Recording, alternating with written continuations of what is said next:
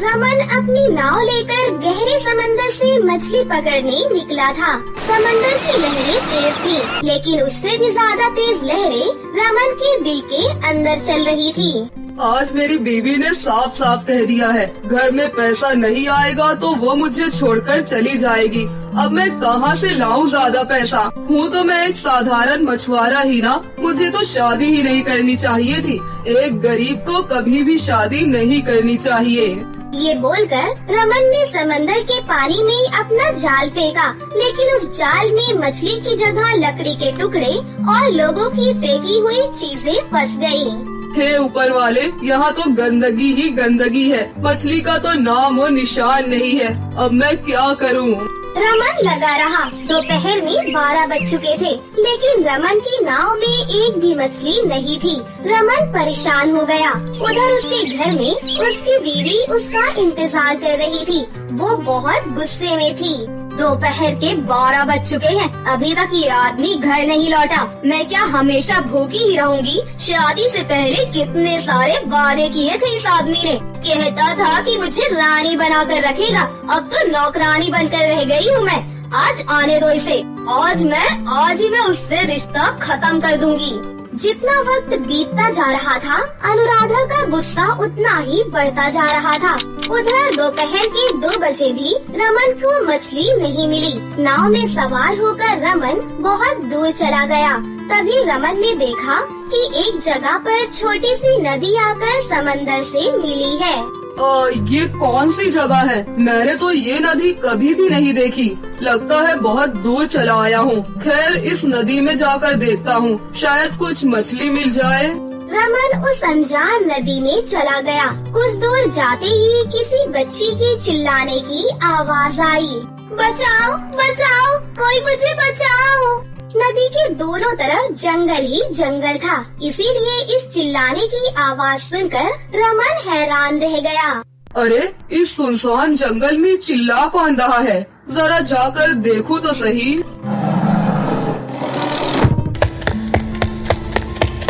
आपका बहुत बहुत धन्यवाद, आपने आज मेरी जान बचाई। कोई बात नहीं बेटी, लेकिन तुम यहाँ अकेली क्या कर रही हो? तुम्हारे माता पिता कहाँ हैं? पता नहीं, मैं तो हमेशा से इसी जंगल में रहती हूँ। मुझे तो ये भी नहीं पता कि मेरे माँ बाप कौन हैं। अच्छा, यहाँ पर तुम्हें डर नहीं लगता? डर तो लगता है, लेकिन मुझे सब कुछ पहले से ही पता चल जाता है। मतलब आगे क्या होने वाला है वो मुझे पहले से ही पता चल जाता है, लेकिन इस नदी के किनारे मुझे पानी की तलाश में यहाँ आना ही पड़ता है। अरे बाप रे, तुम्हारे पास तो जादुई शक्तियाँ हैं।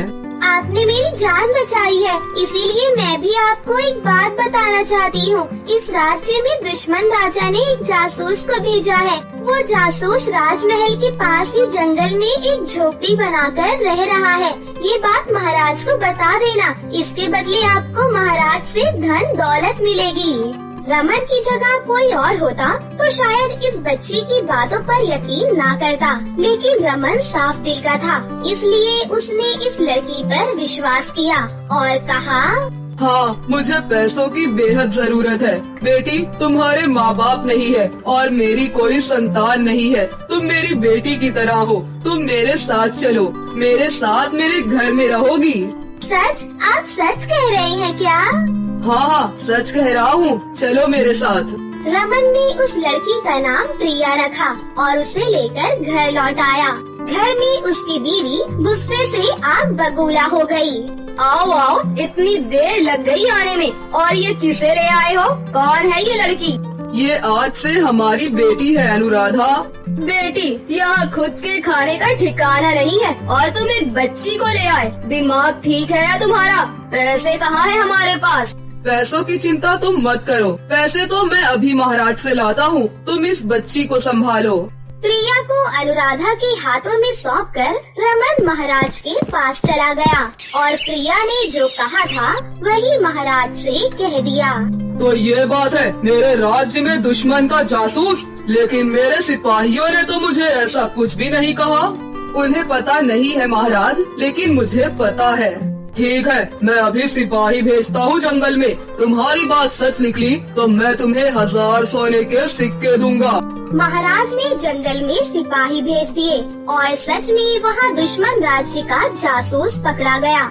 महाराज खुश हुए और रमन को 1000 सोने के सिक्के दिए। अनुराधा, अब हम खुशी खुशी जिएंगे और कभी पैसों की कमी नहीं होगी। रमन ने बड़ा सा घर बना लिया और प्रिया रमन के साथ ही रहने लगी। एक दिन महाराज ने रमन से कहा, एक बात बताओ रमन, तुम्हारे पास इतनी पक्की खबर आती कहाँ से है? महाराज, वो एक ही चीज है जो मैं आपको नहीं बता सकता। इसके बारे में पूछकर मुझे शर्मिंदा ना करें।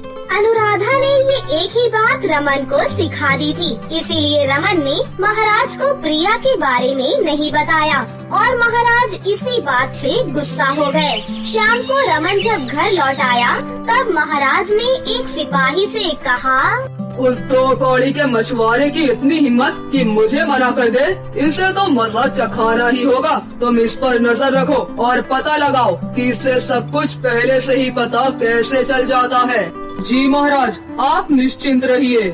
कुछ दिन लगातार घर के अंदर झांकने के बाद सिपाही को प्रिया के बारे में पता चल गया। सिपाही ने महाराज को बताया, महाराज, उस मछुआरे की एक बेटी है, लगता है वो जादुई बच्ची है। उसी को सब कुछ पहले से पता लग जाता है और उसी से रमन को सब कुछ पता चलता है। अच्छा, तो ये बात है, मुझे उस बच्ची को बंदी बनाना है। वो बच्ची अब से मेरे लिए काम करेगी। मुझे कोई जरूरत नहीं है उस रमन की। मैं तो उसे कारागार में बंद कर दूंगा। चलो अभी चलते हैं रमन के घर। महाराज, मैंने आपका और इस राज्य का भला चाहते हुए आपको हमेशा खतरे के बारे में पहले ही बता दिया और आप आज मेरी बेटी को बंदी बनाने के लिए आ गए। मेरे प्रेम के बदले मुझे ये मिला आपसे धोखा। लेकिन तुम्हें कैसे पता चला कि मैं आने वाला हूँ? जो बच्ची मुझे राज्य पर आने वाले खतरों के बारे में बताती हो, वो खुद पर आने वाले खतरे के बारे में मुझे नहीं बताएगी। ये कैसे सोच लिया आपने? आप अहंकारी हो, लालची हो, इसीलिए इस राज्य का राजा बनने का अधिकार आपको नहीं है। ये सब मेरे सिपाही हैं और आज से राजा की गद्दी मेरी है, सिर्फ मेरी। सिपाहियों, बंदी बना लो इसे। सिपाहियों ने महाराज को बंदी बना लिया और रमन राजगद्दी पर बैठ गया। अनुराधा, तुमसे मैंने कहा था ना कि मैं तुम्हें रानी बनाकर रखूंगा। देखो, आज तुम रानी बन गई हो। खुश हो ना? हाँ हाँ, बहुत खुश हूँ मेरे महाराज। ऐसे ही एक मछुआरा राजा बन गया और प्रिया के सहारे राज्य में सुख और शांति छा गई। मीना एक बहुत ही गरीब विधवा औरत थी और वो कामिनी नाम की एक औरत के यहाँ नौकरानी का काम करती थी। मीना अपनी 5 साल की बेटी के साथ कामिनी के दिए हुए एक पुराने कमरे में रहती थी। ऐसे ही एक दिन मीना अपनी बेटी रूबी को स्कूल के लिए तैयार कर रही थी। तभी वहाँ पर उसकी मालकिन कामिनी आ जाती है। अरे कामचोर नालायक, घर में सारा काम ऐसे ही पड़ा है और तू यहाँ अपनी बेटी को सजाने संवारने में बिजी है। मालकिन, बस मुझे 5 मिनट और दे दीजिए। मालकिन, मैं अपनी बेटी को स्कूल के लिए तैयार कर रही हूँ। चाहे जितनी भी कोशिश कर ले, लेकिन नौकरानी की बेटी तो नौकरानी ही बनेगी ना। लेकिन तेरी इस नौटंकी के चक्कर में न जाने मेरा रोज कितना समय बर्बाद हो जाता है। मैं कोई पैसे पेड़ से तोड़कर नहीं लाती हूँ जो तुझे ऐसे ही मुफ्त में दे दूंगी। आंटी, आप मेरी मम्मी को क्यों डांट रही हो? वो बेचारी तो दिन भर आप ही के घर के काम में बिजी रहती है, फिर भी आप कोई न कोई बहाना बनाकर मेरी मम्मी को हमेशा परेशान करती रहती हो। आप बहुत गंदी हो। ये बातें सुनकर कामिनी का खून खौल जाता है और वो एक मोटा सा डंडा लेकर रूबी की खूब पिटाई करने लगती है। कल की छोकरी, इसकी तो ज्यादा ही जबान चलने लगी है। मैं तेरी खाल खींच लूंगी। ये छोटी बच्ची है मालकिन, इसे माफ कर दीजिए। मैं इसकी तरफ से आपसे माफी मांगती हूँ। कुछ दिनों से इसकी जुबान बहुत ज्यादा चल रही है। आज मैं इसे सबक सिखा कर रहूंगी।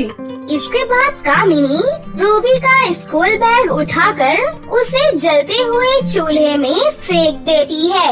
तुम दोनों माँ बेटी जल्दी से ये नाटक नौटंकी बंद करो और तुम जल्दी से काम पर आ जा, वरना मैं तुझे नौकरी और मेरे घर से निकाल दूंगी। इतना कहकर कामिनी वहाँ से चली जाती है। माँ, आपकी ये मालकिन कामिनी आंटी हम पर इतना अत्याचार क्यों करती है? आप यहाँ से कहीं दूर क्यों नहीं चलती माँ? बेटी मैं क्या करूं? मेरे जैसी विधवा औरत को इस जालिम दुनिया के सभी दुख झेलने पड़ते हैं। मैंने सोचा था मैं तेरी बहुत ही अच्छे से परवरिश करूंगी ताकि तू पढ़ लिख कर आगे बढ़ सके, लेकिन मुझे माफ कर दे मेरी बच्ची, मैं तेरे लिए कुछ नहीं कर पा रही हूँ। इतना कहते ही मीना की आंखों में आंसू आ जाते हैं और उसे वो दिन याद आ जाता है जब वो अपने खेत में खुदाई का काम कर रही थी। तभी मीना को जमीन के अंदर से एक बड़ा सा आम दिखाई देता है। अरे मैंने तो अपनी जिंदगी में पहली बार इतना बड़ा आम देखा है, वो भी जमीन के अंदर। तभी उस आम के अंदर से बच्चे के रोने की आवाज सुनाई देने लगती है। अरे ये क्या? इस आम के अंदर से छोटे बच्चे की रोने की आवाज आ रही है। इसका मतलब कुछ तो गड़बड़ है। इतना बोलकर मीना कुल्हाड़ी उठाती है और आम को काट देती है, जिसके बाद उस आम के अंदर से एक छोटी सी बच्ची निकलती है। हे ऊपर वाले, ये कैसा अद्भुत करिश्मा है! इस आम के अंदर से बच्ची बाहर निकल आई, लेकिन ये बच्ची आम के अंदर आई कैसे होगी? कुछ भी हो, मैं इसे ऐसे नहीं छोड़ सकती, मैं इसे अपने साथ ले जाऊंगी। इसके बाद मीना उस छोटी सी बच्ची को अपनी गोद में उठा लेती है। फिर वो उसे अपने साथ ले जाती है और उसका नाम रूबी रखती है। उस दिन से मीना रूबी का अपने बच्चे की तरह पालन पोषण करने लगती है। मीना अपने बीते दिनों को याद कर ही रही होती है कि तभी वहाँ पर अचानक से कामिनी फिर से आ जाती है। हे भगवान, तू अभी तक यहाँ पर खड़ी है? जल्दी से जाकर घर के सारे काम कर दे, वरना मैं तेरा मुंह तोड़ दूंगी। जिसके बाद मीना घर के कामों में व्यस्त हो जाती है। इसी तरह कुछ दिन बीत जाते हैं। फिर एक दिन कामिनी अपनी सहेली के साथ बैठकर मजे से टीवी देख रही थी। वहीं दूसरी तरफ मीना घर की साफ सफाई कर रही थी। तभी अचानक मीना से गलती से टीवी गिर जाता है और वो चकनाचूर हो जाता है। जिसके बाद कामिनी अपनी सहेली के साथ गुस्से में टीवी के पास आती है। अरे बाप रे, तेरी नौकरानी ने तो तेरा ये नया वाला टीवी तोड़ दिया। ये तो तू लंदन से 5 लाख रुपए में लाई थी ना? लगता है इसने जलन में आकर तेरा नया टीवी तोड़ दिया। सच में तेरी नौकरानी तो बहुत ही बुरी है। हाँ, तूने बिल्कुल सही कहा। ये टीवी मैं लंदन से ही लाई थी। इससे मेरी अमीरी देखी नहीं जाती है, इसीलिए इसने मेरी टीवी तोड़ दी। हाँ तो फिर खड़ी खड़ी इसका मुंह क्यों देख रही है? उठा डंडा और इसकी अकल ठिकाने लगा दे। उसकी सहेली ऐसा कह ही रही थी कि तभी कामिनी का पति वहाँ पर आ जाता है और अपनी नई टीवी को टूटा हुआ देखकर वो गुस्से से लाल हो जाता है। फिर वो बिना कुछ सोचे समझे मीना की एक मोटे से डंडे से पिटाई करने लगता है। इतना मार खाने से मीना को बहुत सारी चोट लग जाती है और वो दर्द से रोने लगती है। इस मनहूस ने तो सच में हमारा जीना हराम कर रखा है। इसकी वजह से हमेशा मेरे घर में कोई न कोई नुकसान हो ही जाता है। कामिनी का पति मीना को बहुत ही बुरी तरह से पीटता है और उसके बाद वो लोग मीना और उसकी बेटी रूबी को अपने घर से बाहर निकाल देते हैं। बेचारी मीना अपनी बेटी को लेकर घर के बाहर खड़ी होकर रोने लगती है, लेकिन थोड़ी ही देर के बाद मीना दर्द और तकलीफ से जमीन पर गिर जाती है और थोड़े समय में ही मीना वहीं पर मर जाती है। अपनी माँ की ऐसी हालत देखकर रूबी जोर जोर से रोने लगती है। माँ माँ माँ उठो ना, माँ तुम मुझे छोड़कर नहीं जा सकती, माँ माँ। ये देखकर मीना के मालिक और मालकिन बहुत डर जाते हैं। अरे बाप रे, ये तो मर गई, अब हम लोग क्या करेंगे? यहाँ रूबी बेचारी अपनी माँ को देखकर जोर जोर से रो रही होती है। हे भगवान, अब ये लड़की गांव वालों को जाकर हमारे बारे में सब कुछ बता देगी। इन दोनों को तो ठिकाने लगाना पड़ेगा। हाँ जी, आप बिल्कुल सही कह रहे हैं। अब हमारे पास यही एक रास्ता है। जिसके बाद वो लोग मीना की लाश को गाड़ी की डिग्गी में डाल देते हैं। साथ ही वो लोग रूबी के हाथ पैर भी बांध देते हैं और मीना के साथ ही अपनी डिग्गी में उसे भी रख लेते हैं। फिर कुछ देर के बाद वो लोग उसी खेत में पहुंच जाते हैं जहां पर मीना रूबी को आम के फल के अंदर से मिली थी। फिर वो लोग मीना और रूबी को गाड़ी से निकालकर उस खेत में रख देते हैं। चलो भाग्यवान, सबसे पहले हम इस बच्ची का गला घोटकर इसे जमीन में दफना देते हैं। हाँ जी रुकिए, इस छोटी चुड़ैल को तो मैं अपने हाथों से मारूंगी। इसने मुझे बहुत परेशान किया है। फिर कामिनी रूबी का गला दबाने लगती है। तभी अचानक रूबी के शरीर से एक बहुत ही तेज रोशनी प्रकट होती है, जिसके कारण कामिनी को बहुत ही जोर का बिजली का झटका लगने लगता है, जिससे वो जमीन पर जाकर गिर जाती है। अरे मर गई रे, हाय मेरा पैर। अजी सुनिए जी, मुझे जल्दी से उठाइए। अरे ये क्या, इस लड़की के शरीर में अचानक इतनी तेज रोशनी कैसे प्रकट हो गई? ये सब क्या हो रहा है? दोनों पति पत्नी रूबी के शरीर से निकली हुई रोशनी देखकर बहुत ही हैरान थे कि तभी अचानक उन दोनों के सामने एक परी प्रकट होती है। फिर वो परी उन दोनों से कहती है, तुम दोनों ने मेरी बेटी पर अत्याचार करने की हिम्मत कैसे की? अरे बाप रे, ये परी क्या कह रही है? ये रूबी क्या इसकी बेटी है? लेकिन ऐसा कैसे हो सकता है? मैं परी लोक की रानी परी हूँ। एक राक्षस के डर से मैंने अपनी बेटी को एक जादुई आम में छुपाकर अपने से दूर कर दिया था ताकि ये महफूज रह सके। लेकिन तुम दोनों दुष्टों ने मेरी बेटी को जान से मारने की कोशिश की है। अब मैं तुम्हें जिंदा नहीं छोड़ूंगी। अरे भाग्यवान, अब खड़ी खड़ी देख क्या रही हो? चलो जल्दी से भागो यहाँ से। हाँ जी, आप बिल्कुल ठीक कह रहे हो। चलो जल्दी से गाड़ी स्टार्ट करो। हाँ, हम जल्दी से यहाँ से निकल जाते हैं। तभी परी अपनी जादुई शक्तियों से उनकी कार में आग लगाकर उसे जलाकर राख कर देती है। ये देखकर वो दोनों पति पत्नी पैदल ही भागने लगते हैं। जिसके बाद परी अपने जादू से एक तलवार उन दोनों के पीछे छोड़ देती है। देखते ही देखते वो तलवार उन दोनों के आर पार होकर निकल जाती है, जिससे वो दोनों पति पत्नी वहीं पर मर जाते हैं। फिर परी अपनी जादुई शक्तियों से मीना को फिर से जीवित कर देती है और वो उन दोनों को अपने साथ परी लोक लेकर चली जाती है। जिसके बाद वो सभी मिलजुल कर हंसी खुशी से अपनी जिंदगी जीने लगते हैं। रानी दुर्गावती के बच्चे पैदा होते ही मर जाते थे।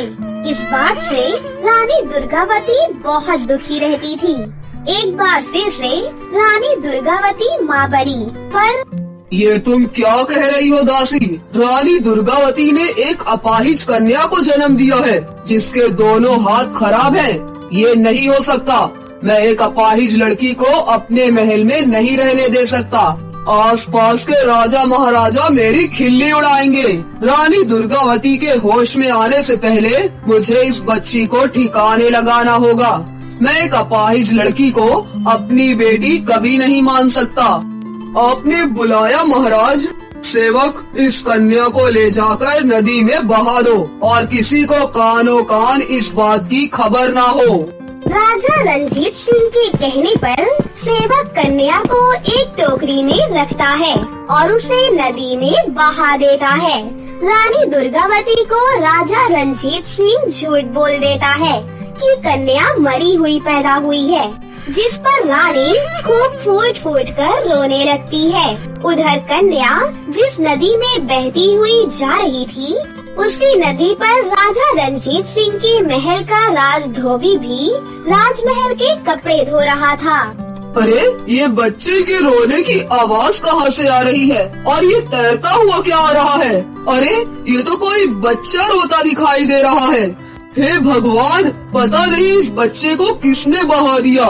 आस पास तो कोई दिखाई भी नहीं दे रहा। अब मैं क्या करूँ? इस बच्चे को घर ले जाता हूँ। ये किसका बच्चा है जी? पता नहीं गंगा, ये बच्चा टोकरी में नदी में बहता हुआ आ रहा था तो मुझसे देखा नहीं गया, तो मैं इसे घर ही ले आया। ना जाने किसने इतनी बेरहमी से इसे बहा दिया है। ये तो छोटी बच्ची है, पर मुझे ऐसा क्यों लग रहा है? इस बच्ची के दोनों हाथ काम नहीं कर रहे हैं। ये बच्ची बीमार लगती है।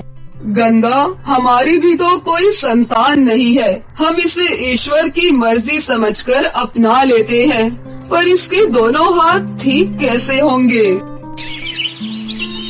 सुनो जी, तुम शायद भूल रहे हो, मेरे पास जड़ी बूटी वाला वो तेल है ना, मैं उस तेल से इसकी मालिश करूंगी। देखना, कुछ ही महीने में इसके दोनों हाथ बिल्कुल ठीक हो जाएंगे। गंगा और चंदन दोनों कन्या के आ जाने से बहुत खुश थे।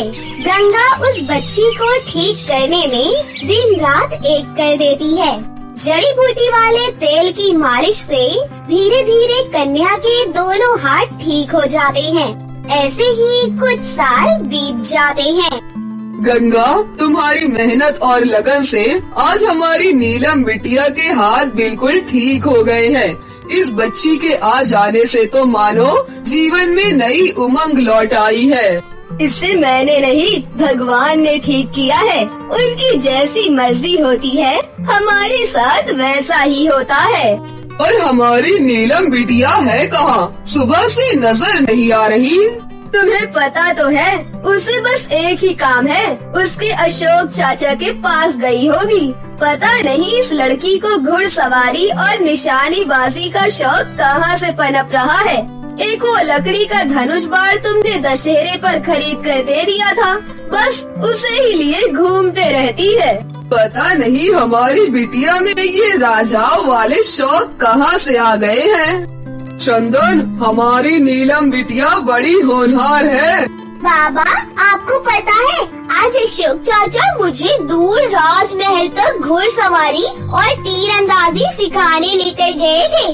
और माँ, राजमहल तो बहुत सुंदर है। हाँ नीलम बिटिया, पहले तेरे बाबा वहीं पर काम करते थे। अब तो कुछ सालों से हम उस नगर को छोड़कर इस गांव में आकर रहने लगे। तुम देखना भाभी, एक दिन हमारी नीलम बहुत अच्छी निशानेबाज बनेगी। अशोक की बात सच हो गई। नीलम बड़ी होकर एक अच्छी तीरंदाज बन गई। उसका निशाना कभी भी नहीं चूकता था। एक दिन नीलम अपने चाचा के साथ जंगल में तीरंदाजी के लिए गई हुई थी। लगता है अशोक चाचा का घोड़ा पीछे रह गया। आगे उस पेड़ पर अभ्यास करती हूँ। अरे ये आवाज कैसी? शायद किसी शेर के गरजने की आवाज है। अरे ये तो किसी के ऊपर हमला कर रहा है। मुझे इसे तीर चलाकर डराना होगा। नीलम आवाज की दिशा में तीर चलाती है और तीर शेर को छूता हुआ दूर चला जाता है। शेर घबरा जाता है और घने जंगल में भाग जाता है। तुम्हारा बहुत बहुत शुक्रिया बहादुर लड़की, तुमने हमारी जान बचाकर हम पर बहुत बड़ा एहसान किया है। आप मुसीबत में थे और मुसीबत के वक्त इंसान की जान बचाना हर इंसान का फर्ज होता है, इसीलिए मैंने अपना फर्ज निभाया। वैसे आप इस जंगल में और शेर ने आपके ऊपर कैसे हमला कर दिया? शायद तुम हमें नहीं पहचानती हो। हम प्रेमगढ़ के राजा रंजीत सिंह हैं। शिकार की इच्छा से हम जंगल में निकले थे, पर हमारे सिपाही पीछे रह गए और अचानक इस शेर ने हम पर हमला बोल दिया। ओ, आप प्रेमगढ़ के राजा रंजीत सिंह जी हैं। मेरा प्रणाम स्वीकार कीजिए। मेरा नाम नीलम है। मेरे पिता को तो आप जानते ही होंगे, चंदन, जो आपके महल में पिछले कुछ सालों पहले राजधोबी थे। अच्छा, तो तुम चंदन की बेटी हो? अरे वाह! पर तुम में ये तीरंदाजी के गुण कैसे आए? और साथ ही साथ तुम बहुत अच्छी घुड़सवारी भी कर लेती हो। घुड़सवारी और तीरंदाजी मैंने मेरे मुंह बोले चाचा अशोक से सीखी है। वो मेरे पिता के बचपन के मित्र हैं। वो कभी राजाओं के महल में घुड़सवारी और तीरंदाजी सिखाया करते थे, पर अब उनकी उम्र हो चली है, इसलिए अब वो ये कार्य नहीं करते। तुम्हारा परिचय जानकर मुझे बहुत खुशी हो रही है। कल तुम अपने माता पिता के साथ राजमहल में आना। रानी दुर्गावती भी तुमसे मिलकर बहुत खुश होंगी। नीलम को राजमहल आने के लिए कहकर राजा रंजीत सिंह वहाँ से चले जाते हैं। नीलम घर आकर सारी बात अपने माता पिता को बताती है। अगले दिन नीलम अपने माता पिता के साथ राजमहल में पहुँचती है। आओ चंदन, बहुत समय बाद तुम्हें देखा। तुम्हारी बेटी ने कल हमारी जान बचाई। ये बहुत ही होनहार और साहसी है। पर जहाँ तक मुझे पता है, तुम्हारी तो कोई संतान नहीं थी। महाराज, नीलम हमारे लिए ईश्वर की देन है। नीलम हमारी खुद की संतान नहीं है, पर हमने इसे अपनी औलाद से बढ़कर पाल पोस कर बड़ा किया है।